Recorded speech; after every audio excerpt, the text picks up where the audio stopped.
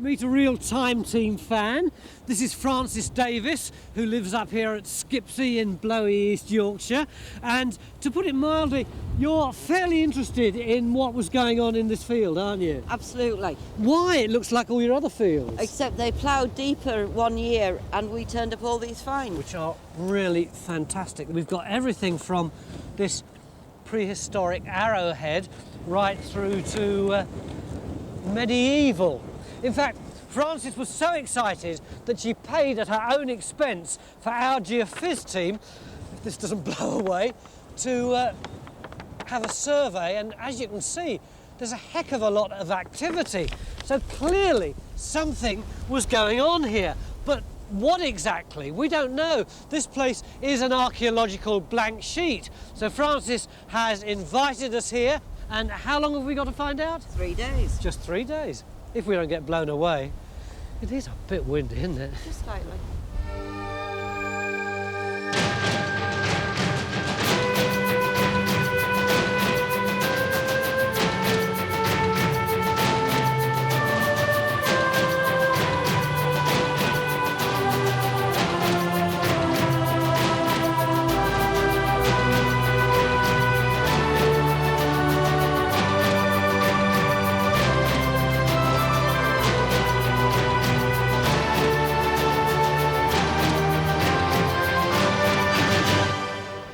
Look at that, Francis. Don't see that very often, do you? 8:45 in the morning, and we're already putting in our first trench. It's because you shelled out for the Geophys. Mick, we might as well send Geophys home then. Well, I don't think we can because we've only got this one strip across the side of the field and we need to extend it into the rest of the field, see if these features carry on there. What we've actually done is started the two trenches. One, look where the ends of what look like a couple of terminals are. Can you see those, Francis? Yes. So there might be an enclosure or something there. And the other one is across that big linear feature down the middle, which might be some sort of ditch boundary or something like that. I know him, though. He's getting really excited. But look at that Geophys. It could just be field boundaries or medieval drains, couldn't it? How would you feel if that's what we got? Fine, but at least we'd know what it was. But of all the pottery that we found 2.5, 3 years ago, I'm hoping it's a little bit more than that. That's what we're here to find out. That's why we're putting the trenches in. It looks as if there's a lot happening. This palimpsest of sites, one on top of another one. A palimpsest? Yeah. I mean, I don't think we've dug one of those before. It's like a prehistoric elephant, isn't it? No. It's where a site's been reused time and time again. And so you get this build-up of activity. Well, it's going to be a battle against the wind today because Francis's field here at Skipsie is on the east coast, just above Hull. This is our first visit to this bit of East Yorkshire, and I think I'm reassured to hear that this field isn't as windy all the time. Geophys are working as quickly as possible to extend their survey on this ridge of higher ground, while these two trenches give us our first look at what they're detecting. Already just digging through the topsoil is turning up more finds. Bit of slag, and I reckon that's medieval, the one bit of pottery so far. I think so as well. The luckier members of the team are starting work in the incident room. Francis, what we're going to try and do for you to help you understand what's going on in the field is get all the finds you've had into a timeline so we can see exactly when there's lots of activity going on and when it dies away. But I think, Phil, you've just about got on top of the prehistoric. Yeah, I mean, this is lovely little collection of flint. This all came out of the same field. Within sort of 50 metres either way. It is Straight away, Phil can tell Francis that all her flint finds date to the early Neolithic period, around 4000 BC. What you've actually got is evidence of the first farmers that were actually living in Britain. But you need an expert eye to appreciate some of them. It's just been flaked very, very finely at that end. What you've actually got is a little end scraper. It's an actual scraping tool. For dealing with hides and skins and things like that. That's right. The other thing that is immediately nice is this lovely little leaf arrowhead. Phil's able to date this to the Neolithic because the shape of flint arrows changed over time. Earlier, in the Mesolithic, they were smaller and looked like this, while later in the Bronze Age, they developed a barb and tang. But Phil saved the best till last. Oh, this is a real classic. What we've got is this lovely polished axe, but you see it's actually snapped across there. And what this tells me is that it was actually in the haft like that. When the blow, probably a very unfortunate blow, hit the tree, there is so much flexion in the handle and the axe that it just literally snapped the axe right off. And in so doing, it took this whacking great chunk out of the side of the axe. And I'll tell you what, if you can put as many hours into making one of those as I have, if you do that, the air turns blue. This Neolithic axe, ground smooth to give it a superior cutting edge, was as good as the technology got in the Stone Age. But Phil thinks Francis would have found a lot more flint in this field if people were actually living here 4,000 years ago. He reckons her flint finds could have been left by a hunting party just passing through. So nice to find, but nothing to do with what's showing in the geophysics. Did you hear that wind? I reckon this must be one of the windiest days we've ever encountered. But it doesn't seem to be putting anyone off. In fact, all our experts seem really fired up and excited by the potential of this site. Really, they're just a bunch of big kids. There's this rivalry developing between them about who's going to be able to tell Francis the most information at the end. It's like a little competition going on. Stuart's got this massive advantage because he's already done quite a lot of work in Skipsie. Stuart, unfair, you're ahead of the game. Yeah, I've done a bit of work here in the past, Tony. What have you got? Well, just to orient you, here's Skipsie. There's Flamborough Head up here. This is the North Sea. This is coming round to the Humber Estuary. Hull's down here. Now, this whole strip of land is known as Holderness. Now, it's very different in the past to what it is now. It was marshy and boggy. There are a whole series of meres, which are inland lakes, islands of sands and gravel sticking out above them. And the field that we're digging here is on top of one of those gravel ridges. I tell you what, he's far more coherent here than it's possible to be outside the car. Go on, tea break over. Oh, I didn't get any tea. It's still over. Stuart's going to be looking for clues as to what's been going on in the area around Francis's field. But he'll have to get moving if he's going to compete with Geophys, who've already extended their survey. This is where we've put in the trenches to start with, and it appears that there's medieval features there, but it's still early days. The thing that intrigues me, though, in the extension is this clear, well, I think it's a boundary. Yeah. And there's lots of noise activity to that side, and it seems very quiet as we go down the slope. So I'm keen to investigate that boundary. Yeah, I think we need to put a trench across that, because that looks as if it's a boundary of something now. It'd be nice to know the date of it. Given we won't have time to dig everything, it's crucial we make the right decisions. This trench, Trench 3, is going in here across what could be a ditch marking the edge of a settlement.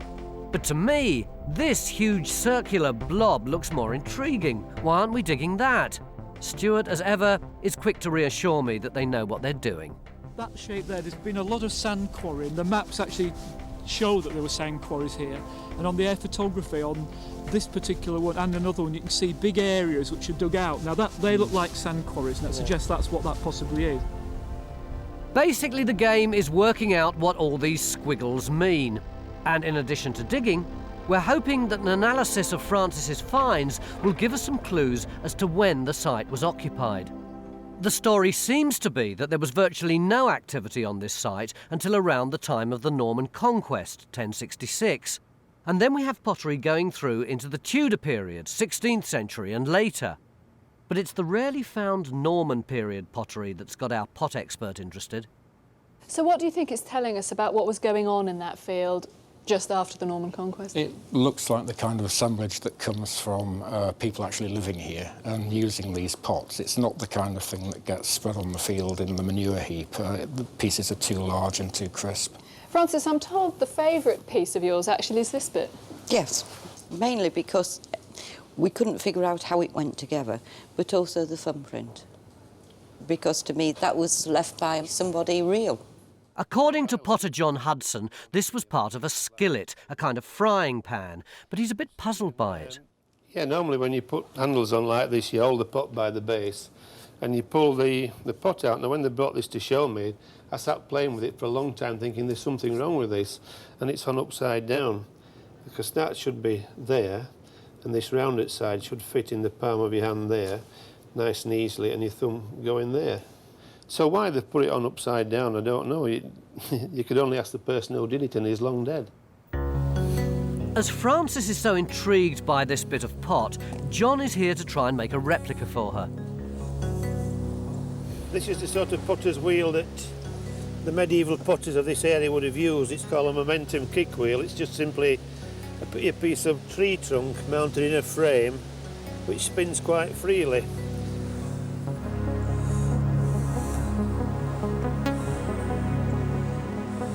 They didn't know it as mass production, but they were produced by the mass. Yeah. You know, people would break these very easily and just discard them. They were only, let's say, 20 for a penny. 20 for a penny, that's the price in the Middle Ages. Yeah, something like that. They would be very cheap. I mean, pottery's it's not a millionaire's job, as you can see from my attire. This is the easy bit. Tomorrow, John plans to fire it in a kiln so that Frances can have a completely finished pot. There's the thumbprint. I'll just nip that off there. Is that all right? Yes, that's fine. No, I want you to be satisfied. Are you? No. I am quite happy now because it has intrigued us for ages what it could actually be. Meanwhile, up on our windswept hill, we're slowly starting to make sense of our puzzle of squiggly lines. So why did we put this trench in? You know, we've got this network of ditches. Yeah. We really wanted to get some dating evidence and see what's happening to them. I thought there might be an actual break at this point as well, so that was a good point. It turns out that the strong anomaly is actually an iron spike in the trench there. This looks modern, but over in the corner of the trench, Bridge has uncovered some burnt stones that obviously need more investigation. You can see on top of this really big one, it's got lots of heat-affected material, and it's as if hot air's been running across it. What, through there like that? Exactly. Yeah. In terms of dating evidence, the only clue we've found so far is one bit of pottery. Prehistoric? Yes, that could be Iron Age. In this area, the Iron Age pottery is usually quite coarse, undecorated. But we've also got things turning up that surely can't be Iron Age. Come and have a look at this. Look at it. What, this thing here? Well, yeah. It looks like a piece of old junk, doesn't it? No, but it's look, listen to that. That's lead, and it's got this big. Well, we obviously got this big bit of iron here. What, we got a piece of aeroplane? No, it is not. It's lead. Really? I don't understand why you're getting a bit excited about it. I mean, it's with some debris that looks pretty late. Well, I know it does, but at the same time, it's inescapable that there is a ditch running along here, and there's no immediate sign of anything that has been actually cut through to allow this to be put in. What is the lead thing there, Phil? Is it some sort of vessel or tank or something? Yeah, it's like a big sort of, well, like a shallow bucket. There's the bottom of it, yeah, and there's the rim of it, and both sides have been like squeezed together. Right. We're going to have to dig a bit deeper to find out more. But hopefully not as deep as these two are going in search of the environmental story. Henry, you're down at the bottom of the hill. The archaeology is right at the top of the hill. Is this kind of environmental stuff really going to do anything for us? Yeah, I don't think you can understand a site like that. It's right on the edge of this old wetland. Unless you understand what the wetland is and how the environment's changed, you just don't understand how the archaeology could work. But surely this is a modern pond in here that's just been built. Well, that is, but oddly enough, it's actually built right over the top of an ancient pond. Oh, right. How do you know that? Well, we've been coring, really. Well, if you look here, you can see these sediments that we're pulling out in the corer. If you want to have a feel of that, if you want to get your hands dirty, that's basically a silt, and that's been laid down by water, either by flowing water or maybe still water. So you're basically stood here on an infilled lake. Hornsea Mere is the only one still to survive and gives a good idea of how big these ancient lakes could be. But understandably, our team are chuffed because they've discovered new evidence of another one here. We'll take some sediments away, and what we'll do is we'll take it back to the laboratory and I'll analyse it for pollen, and that pollen will tell us about the ancient environment. It'll hopefully give us some clues what the environment was like when there's activity happening on the slope up there. That's if we can work out what's going on up there. We've got a confusion of ditches. Thanks to Trench 3, we now know this squiggly line is a boundary ditch. But the only dating material so far is the bit of Iron Age pottery found in one of the ditches in Phil's trench. We've got one ditch in there. Yeah. We've got another one in here, Yeah. which has got our tripod and our picture in. So you're calling this a tripod now? Yeah, well, it's got 3 legs. Look, it's got one there, and one underneath. And this is the picture that would have sat on the top of it. What we don't know is whether it's actually sitting in the ditch or whether it's in a much later feature. And then is there another ditch here? Well, I'm standing on the natural. Here's another spine, this yellowy stuff. But here, this dark stuff is another ditch running parallel with the others. And they're all heading towards this pile of stones. Now, we've opened this up, and look, we've got an area of clay coming round there. Phil's also found bits of a crucible, making him think that this could be a furnace for ironworking. The ditch runs under the furnace, so there are at least 2 periods of activity here. Complicated site, isn't it? It's great. Just as Mick predicted, this is looking like a site that's got traces of people living here over thousands of years. Yeah, we need to be able to... According to Stuart, it's easy to see why. He's been working on a graphic that shows how this landscape looked before it was drained. It shows that Francis's field, on this ridge of higher ground, would have been one of the few dry places to live in this area. Not only that, but Stuart's keen to point out to me that this hill next door was once a very important site. This, apparently, was the site of Skipsie Castle, the centre of the whole of Holderness in medieval times. But it's actually much more than that. These earthworks here are actually spectacular. I think that actually starts in the early prehistoric period. It's even Neolithic. A huge great mound situated in the bottom of this bog out here. This was one of those meres, one of those lakes, and this would have been a spectacular monument there. Then this big ridge round here is probably an Iron Age enclosure, very close to that earlier monument. And then finally, when the Normans come along, they put their castle on top of that mound and reuse all this as part of their Motte Bailey Castle. So this was an important strategic site in both prehistoric and medieval times, and it's right next door to us. Suddenly, I'm starting to get excited about the possibilities of what we might find tomorrow. Tony to Mick, can you hear me? Yeah, is that you, Tony? Yeah, we're right on the top of Skipsie Castle. We're about a kilometre away from you, and even from where we are, we can see the glint of the digger. Oh, crikey! So you would have been able to see this site in earlier times? And presumably with the great mere between us. Absolutely right. How have you been getting on? Oh, we've just got some really cracking geophys results John just brought over. It shows the site going on into the field next door. A huge density of features. Looks really exciting. So we're going to have to put a trench in that tomorrow. Is Frances happy? Very. Tell her if she's having a good time now. I think tomorrow's going to be something really special. Listen to this. This is from the Canterbury Tales by Geoffrey Chaucer, written in the 14th century.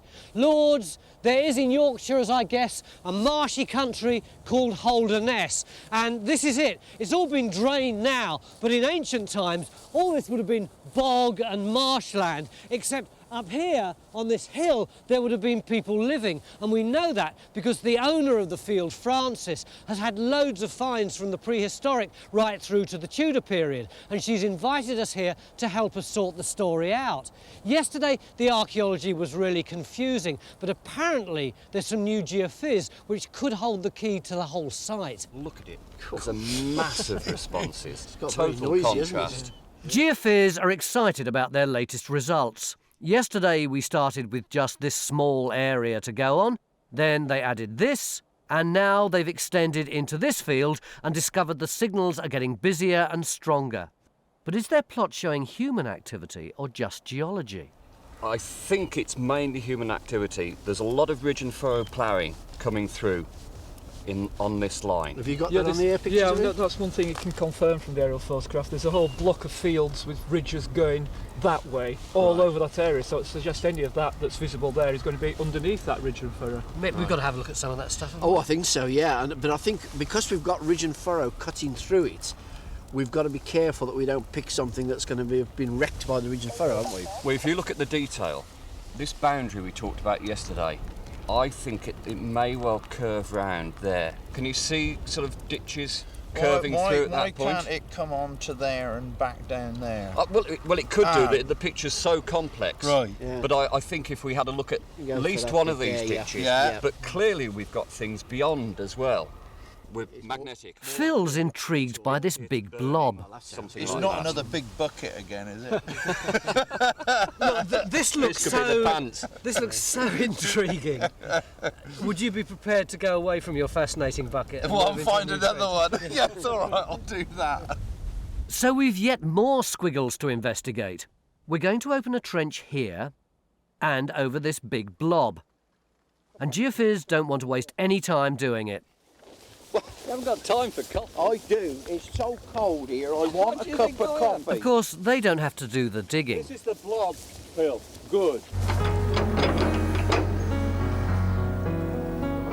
Who'd be an archaeologist on a cold day in Yorkshire?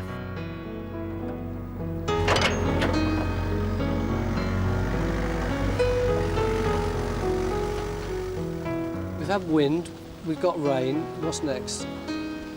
I don't think snow's predicted, but anything's possible. It's easy to forget that when we started here, virtually nothing was known about this hill. This area was an archaeological blank. But even so, I don't think any of us expected to find so much surviving and stretching all the way across here. There's a kind of competition going on amongst the team to see who can impress Francis the most. And now that Phil's moved on from Trench 1, we've got two would-be detectives trying to make sense of the lead bucket we discovered yesterday. There's burning on the base. There is burning, there's is there? carbonisation there, yeah. Right, if we look on both sides. Oh, it's heavy. It is heavy, isn't it? It's completely solid down, so we're quite safe. Absolutely nothing on it to give its age away, but someone... No, it's not. There's a nice little... Someone will know. Someone will... Should we just tip it up and have a better look? No obvious reason why it was chucked away. It's not got a hole in it, has No, it? there's nothing. Why not reuse it? It's one of the easiest metals to recycle, isn't it? You know? Well... Valuable piece of kit, really. We're also attempting to show Francis what some of her pottery finds look like by making replicas of them. To get the job done in time, John's had to make his kiln out of modern materials. But Victor's planning to show Francis the kind of kiln the original pots were made in. It's rather larger than that. Huge things. Yeah, quite big kilns, yeah. Yeah, and your fire melts could move out accordingly, but it seems such a shame to spoil such a good drawing. All of Francis's finds were discovered during field walking in this field. And Stuart's been wondering why we've had to dig so deep to reach the archaeology here. You've farmed these fields for a long time. He's got a theory that might explain it. But first, he wants to talk to the farmer who used to plough Francis's field. How deep did you plough it? Approximately 9 inches deep all over, but it was different over there. The soil? The soil was definitely different. Stuart believes that a lot of soil was dumped here to fill in some sand quarries in this field. There are sand pits marked on the map in this area here in the 19th century. They're either digging sand out or possibly clay, something of that sort of order. Yeah. What this means is that we can't be sure Francis's finds belong in this field. They could have been mixed up with the soil brought in from somewhere else. I think this has been in fill. More than ever, what we really need now is some secure dating evidence.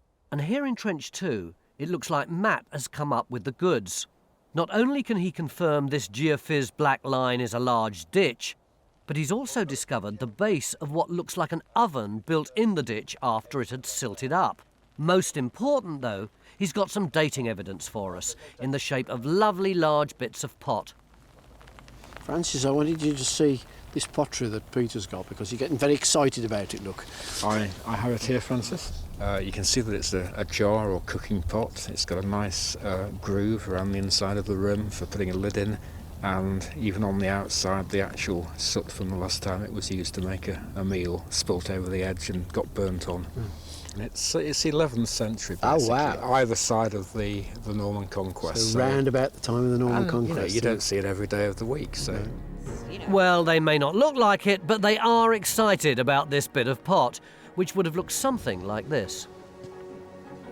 And I have to admit that I'm beginning to get excited too, because it means that we're digging up a site that was probably occupied at the time of the Norman Conquest. It could even have some connection with Skipsie Castle, which is literally just on the next hill along. Do we know when the Motte and Bailey was built? It must have been built between 1071 and 1086. Because? Which is fairly precise. because 1071, where the man Drogo was given Holderness, and 1086 he went, and it was given to somebody else. Drogo, who was he? Well, he was a Fleming. We know almost nothing about him, except that he came from Flanders with William the Conqueror. He was married to one of the Conqueror's relations, and the Conqueror gave him not only Skipsie, but the whole of this district known as Holderness, all the way down to the Humber. So he was a big, powerful man? He was indeed, yes. The Norman Motte and Bailey Castle must have looked something like this, and was positioned here not only to control access along these sand islands, but to provide a lookout against invasion from the sea. It's hard to imagine now, but our site just across the mere was next door to the centre of power in Holderness in the 11th century. Now more than ever, I'm really curious to know what was going on here in Francis's Field. The question is, can we work it out? Since the very first time, team, that we ever did, about 12 years ago, every time there's been a problem to do with something metal coming up, we've called for Jerry over there from Bradford University to sort it out for us. And our problem this time is that we've got this metal tripod and we've got this lead bucket, but we don't know what they are or what the date of them is. Jerry, can you give us a hand? Well, they're difficult to relate together. It's possible that the tripod was there and, for example, that the lead bucket was sitting on the tripod with, say, heat underneath, and you're just gently heating something. Now, one of the things that would immediately come to my mind, it's not metallurgy, but it'd be something like salt making, where it was common to use lead dishes to basically boil the brine and let salt form. So that's possibly one thing, i.e. a sort of an organic process, nothing to do with metallurgy. Date? Looking at the state of the preservation of the iron, because it's in very good condition, I suspect that it's at the earliest, early medieval, probably later. Good. At last we're starting to get somewhere. But what about the possible iron-working furnace in this trench? There are two basic questions to ask. What is it and how old is it? I suppose is This is the big question. Right, what is it?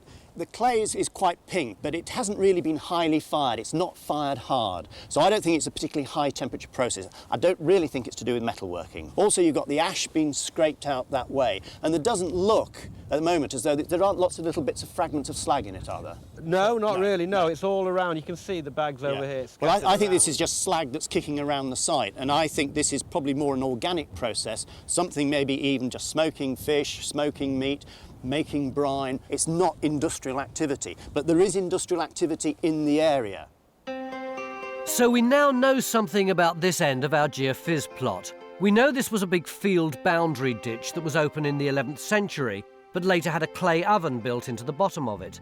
We've also got evidence of other low temperature processes going on here, most likely to do with salt making.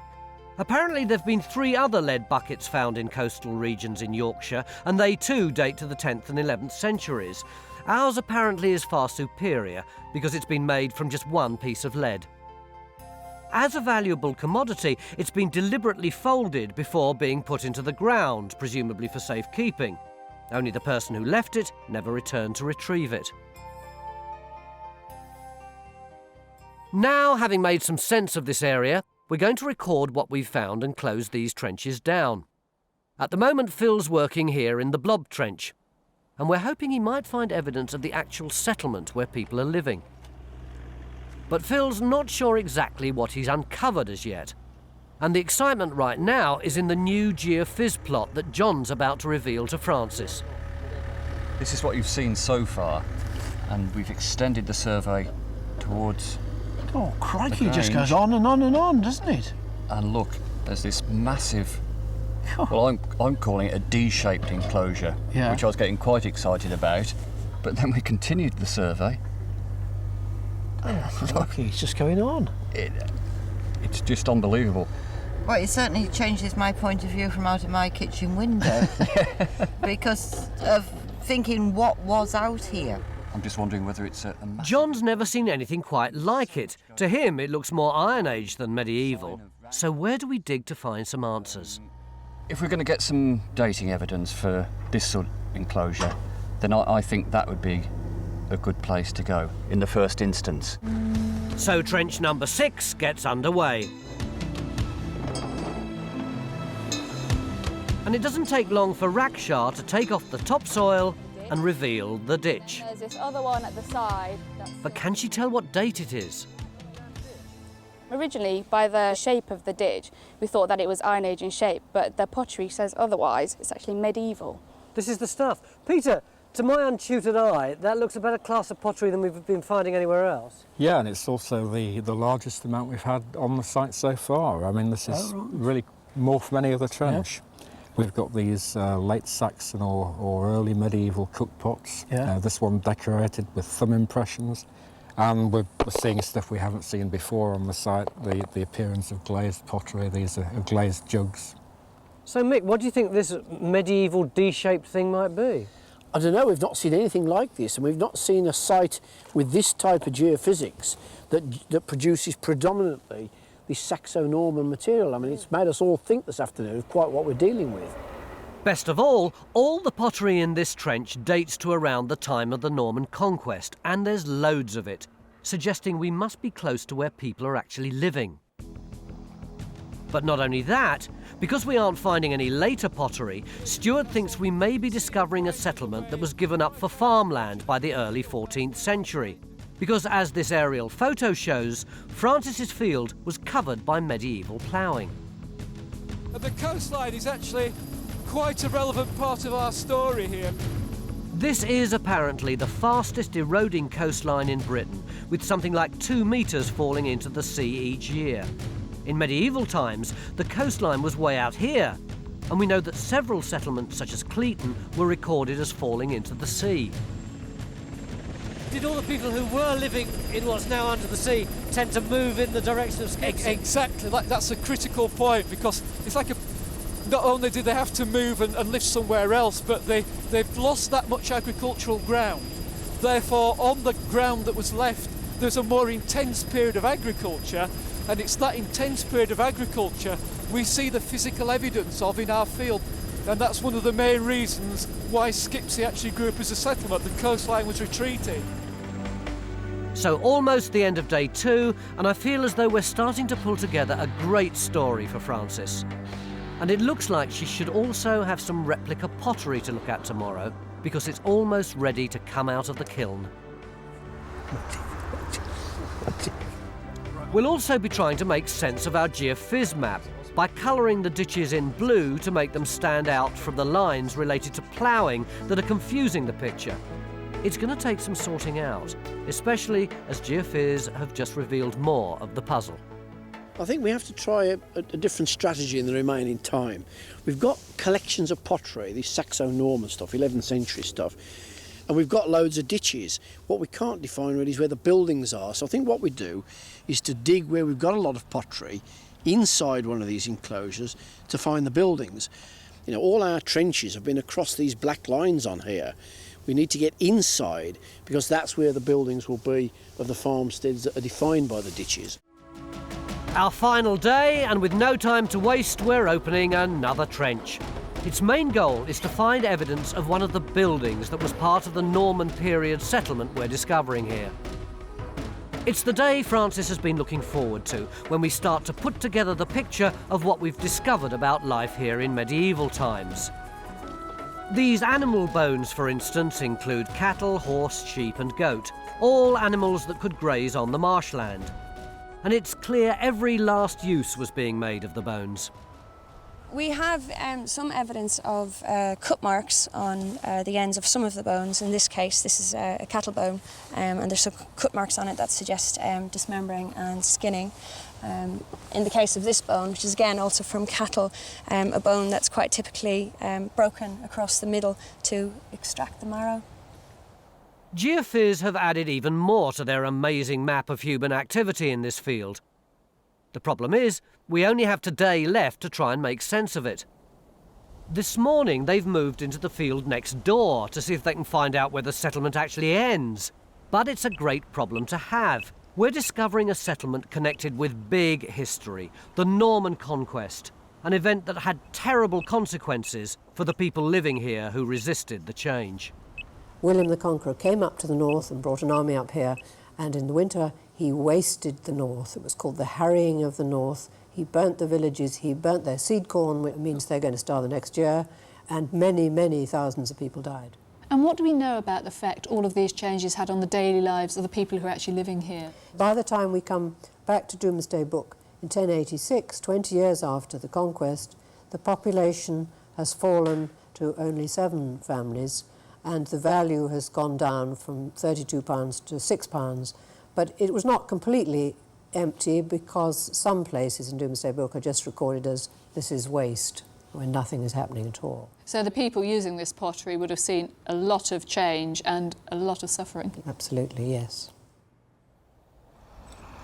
Whether we can fully understand the features we're digging or not, everything has to be recorded so that someone can puzzle over it later. Oh, haven't got that one. Here in this trench put in over this geophys blob, the archaeology is very complicated and would require a bigger trench to sort it out. But below these medieval ditches, Phil's found something we haven't seen on this site before. One thing that we have got in this trench is evidence of the earliest occupation on the hill. And it's a circular thing. Yes. Phil reckons he's found a curving ditch belonging to an Iron Age roundhouse. A reminder that there's evidence of earlier occupation here, but it's hidden by the later medieval settlement on top. Our environmental team have dug some 6 metres deep into this site, taking soil samples through the different layers of archaeology around this pond.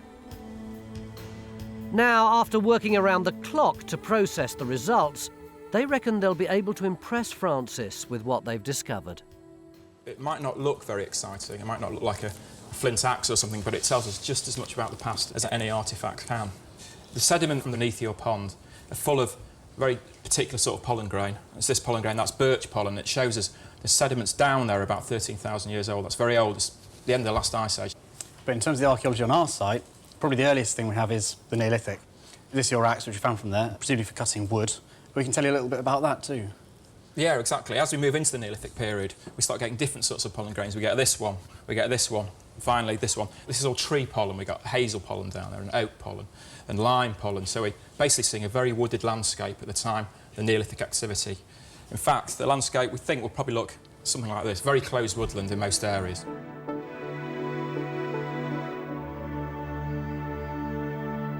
But most of our evidence in the trenches dates to the medieval period, and they can tell us that the landscape by that time had become very different. What you see in the pollen record is you start getting grains like this appearing. This is grass pollen, so you get an opening up of the landscape, the woodland's being cleared completely. And as we move on still further, we get these sorts of grains, that's cereal pollen appearing, so we're getting cultivation. So in medieval times, the landscape here looked something like this. Impressed? Of course. Are they good? Yes, of course they are. But are they the best? Well, that we'll have to wait and see. Right, John, you haven't peeked at this yet, have you? No, but I'm dying to open it. Yes, absolutely. No, I haven't. No, I haven't. There's so much for Francis to see today, she's going to be rushed off her feet. Right now, it's time to see the replica pottery. There you are, Francis. Thank you very much. And just to compare that with the original, how does it feel to be holding in your hand the original object that started the whole interest in this area off for you?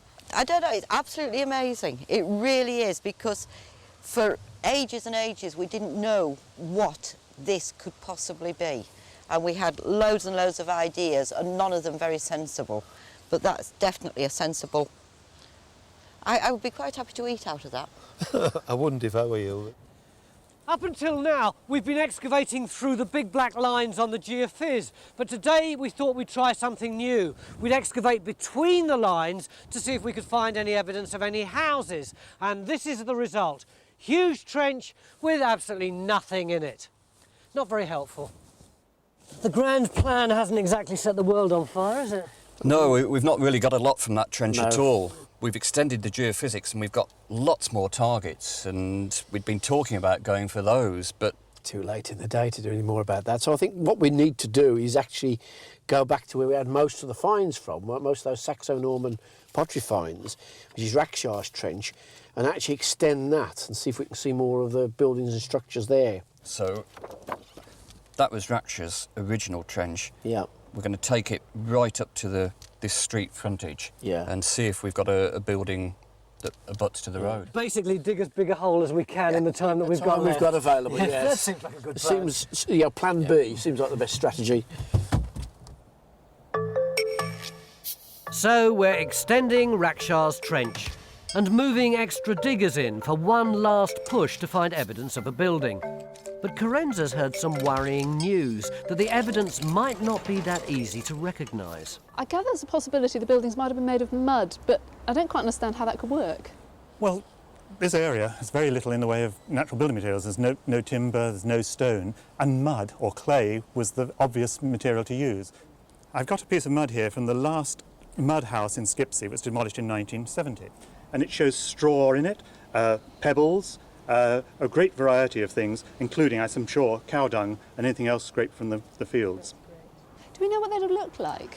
Well, I have a photograph of the last mud house in Skipsie, and it had brick wall and a pantile roof, but it was extended to that height in the 18th century. Before, it was just mud, and there's a little lump of mud here, which would have gone 6 foot high, and then there would have been a thatched roof.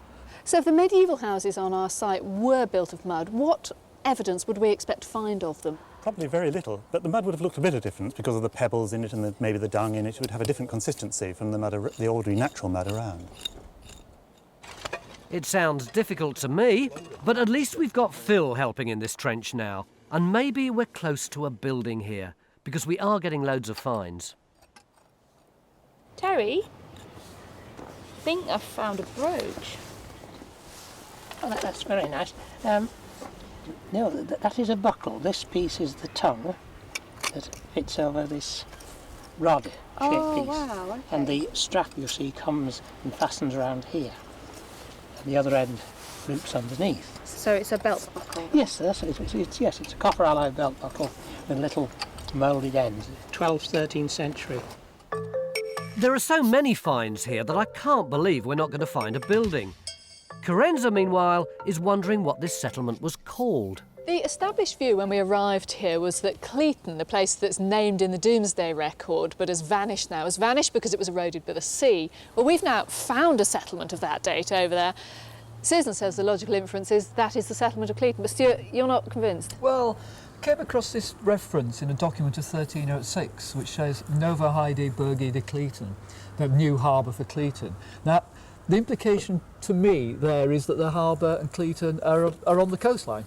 Well, yes, I agree that's one interpretation, but I have another one, which is that the settlement itself was further inland and that Cleaton really needed a landing place on the coast. The other reason for thinking this is Cleaton is that all these lands in the southern part of Skipsie parish were called Cleaton lands. Even as late as the 18th century, they were part of the copyhold of the manor of Cleaton. And it seems logical, if we've got this settlement, obviously evidence of some settlement for the dig, inland, that this could be Cleaton. And in fact, it's on the sort of prime spot. It's the highest point in the parish. That's right, it's the high ridge in the parish. I'm just worried we're pinning the tail on the donkey, that we found the settlement, we've got a name, we're making the two together. I think we've got the tail in the right place. I'm inclined to agree with Susan. Well, Stuart may not be sure about the name of the settlement, but he's got plenty to tell Frances about the history of her field. This enclosure map of 1785 shows the shape of the original medieval fields. Now, if you look at the evidence from the aerial photography, those are the fields of ridge and furrow. They were still surviving when this aerial photograph was taken in the 1940s. There's some more up here, for instance. Victor's drawing shows the kind of settlement that Stuart believes was here just before the Norman Conquest. But he reckons the settlement was abandoned when this field was needed for ridge and furrow ploughing as Skipsie was expanding.